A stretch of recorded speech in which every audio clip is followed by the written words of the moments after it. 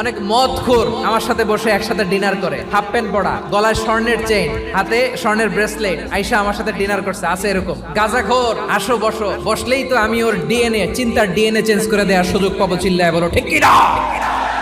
আমার অনেক হিন্দু পরিচিত ভাই আছে, ওরা আমাদের ইফতারির প্রোগ্রামে এসে একসাথে ইফতারি করে। বিশ্বনবী ইহুদির বাড়িতে গেলেন, আর আমার মুসলমান ভাই আমার কাফের বলে, এরকম আছে না নাই?